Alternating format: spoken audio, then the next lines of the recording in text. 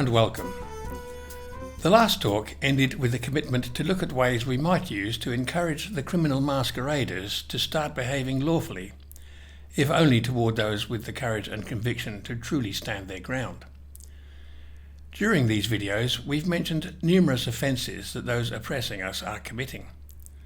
Our focus has been on the crimes of treason, misprision of treason, and sedition. Rightly so, as these are the most serious crimes on the books. But there are numerous other crimes, some of which we'll discuss here. We see that there is little chance of the offenders being brought to book for these major crimes, since the corruption is so widespread, and of course all those in the legalese system, especially the judiciary, the bar, the police, and the fraudulently elected parliamentarians, are in the conspiracy for what they can get out of it. They are of course aided and abetted by big business, including Big Pharma, and the mainstream media, who supply funds and inoperative eyes and ears respectively to the mix. Let's turn to these other crimes. Is there any way that those at the cutting edge of the criminal scams can be brought to account without their victims having to rely on the corrupt system which they know is set up to fail them and deny them justice? There is a growing awareness of a method whereby this may be possible. Proponents of constitutional law, exemplified in the Magna Carta, are also proponents of common law, which predates the Constitution by centuries and forms the foundation of the Constitution. There is a system of law, however, which predates both of those by several millennia, and which of course has been absorbed by common law, constitutional law, and even statute law. I refer to tort law. Tort is a French word meaning wrong, and of course people have been committing wrongs against each other forever. Consequently, common laws and customs evolved thousands of years ago to deal with these situations. The concept of tort law is mentioned in mankind's earliest documents, including, for example, Hammurabi's tablets, in Roman histories, and even in 13th century Britain with the writ of trespass. Torts fall into categories, but the main ones we're concerned with are interference with the person and interference with goods or property. The first comes under three main headings: assault, battery, and false imprisonment. Certain conditions must be met for a tort to have occurred. First, it must be the result of a voluntary act.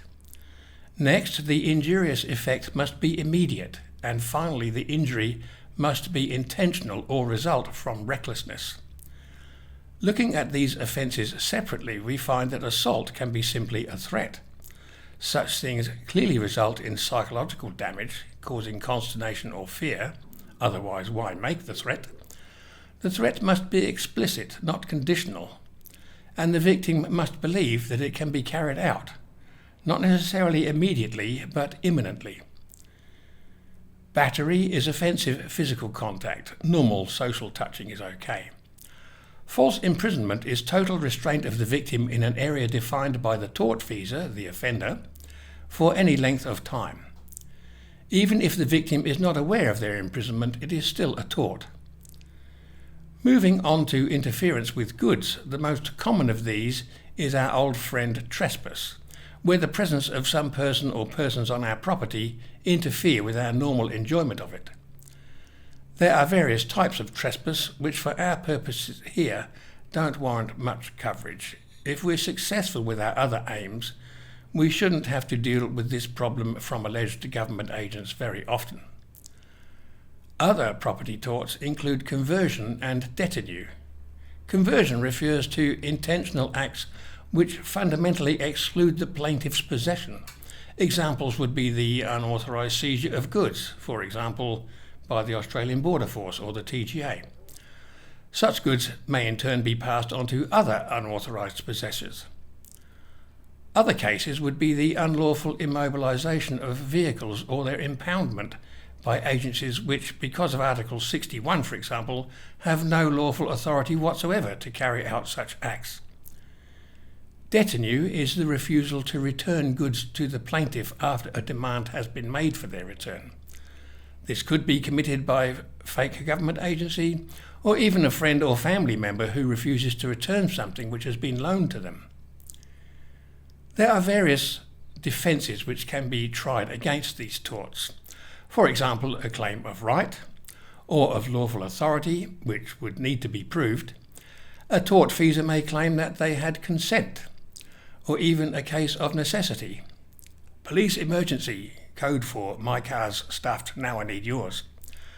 Another would be the Latin phrase ex turpi causa non oritur actio, meaning that from a dishonourable cause an action does not arise, or that if the plaintiff's original action was unlawful, they may not expect recompense through the courts. Having defined the torts that are most likely to affect us from unlawful acts, we turn now to the question of remedies. The aim of these is to return the plaintiff to the position they were in at the time of the tort. This is normally done through the collection of damages. There are exemplary damages, which are designed to make an example of the tortfeasor and discourage others from engaging in the same types of acts. There are also nominal or contemptuous damages, where the idea is to indicate a moral victory where no real harm was suffered. In our situation, we often have multiple agencies contriving to inflict torts on us. Examples would be a traffic fine or some local council infringement, which, if we contest or resist payment, gets referred to another agency, such as a fines enforcement registry or one of the fake corporate courts or debt collection agencies and so on. This gives rise to the situation of multiple tortfeasors. They may be classed as joint, meaning they're all in it together, in which case each is responsible for the whole remedy, but if one provides redress, all are discharged. Or they can be classed as several, meaning they combined to cause harm but had no common design. In such cases, damages can be apportioned according to each one's degree of offensiveness, and each is liable for their own portion. A liable tortfeasor may sue the others to pay a share, and contributors may not have been a party to the initial action. Here are a few of the types of crimes which our fake government agencies are committing whenever they make an unlawful demand. Fraud, by virtue of deliberate lack of disclosure of material fact, misrepresentation as to the real nature of the relationship between corporate bodies and living persons. Any documents we may have signed which give the impression of some sort of contract between the alleged government agencies and ourselves are null and void, since fraud vitiates all such contracts. Assault, by means of threats with menaces.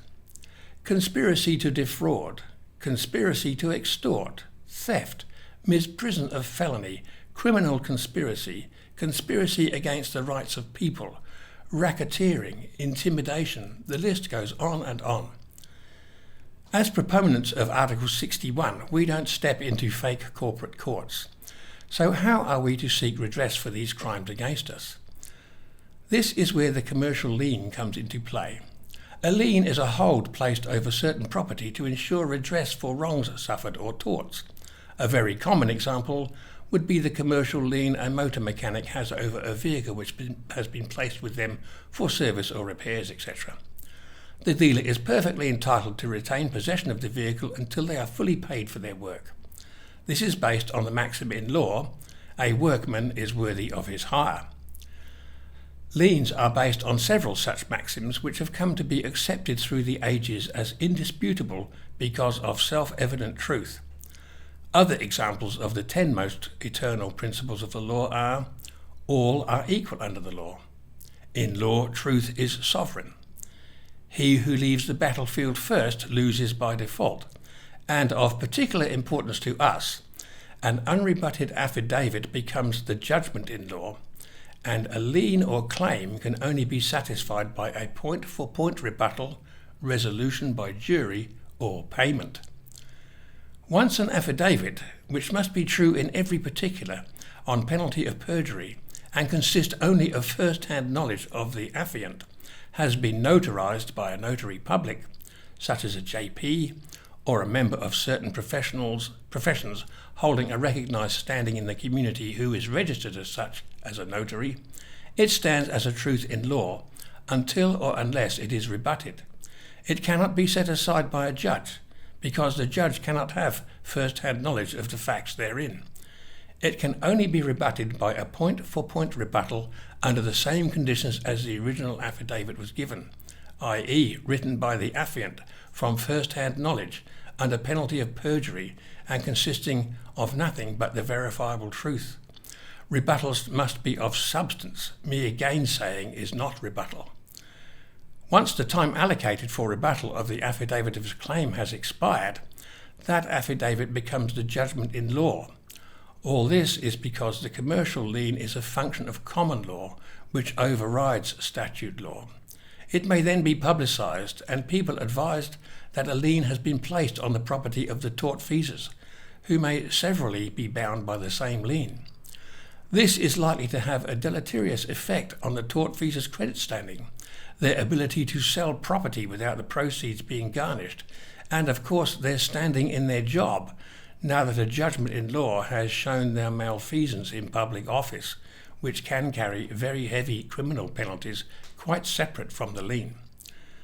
The lien even becomes a negotiable security which can be sold to debt collection agencies, or even international agents or investors. Of course, there's not likely to be a rush of criminal prosecutions for such offences, given that so many alleged public servants are all complicit in these racketeering scams. But the effects of the lien, or even the threat of them, should produce justifiable consternation in any person who possesses a modicum of common sense or common decency. It must be pointed out, in deference to David Robinson, that he in principle opposed the imposition of liens, etc., as getting too close to the legalese system. But times change, and it's for everyone to decide how they wish to combat the corporate tyranny, just as it's for each person to decide if they wish to comply or not with unlawful demands under duress. We each retain the right to minimise harm to ourselves, and Article 61 gives each of us the licence to distress and distrain the Crown in any way we can according to the utmost of our power. There is an extra workload in pursuing this path, and there are teams working behind the scenes to make this as simple and error-free as possible. So keep watching for further information in coming weeks. Thank you for watching thus far.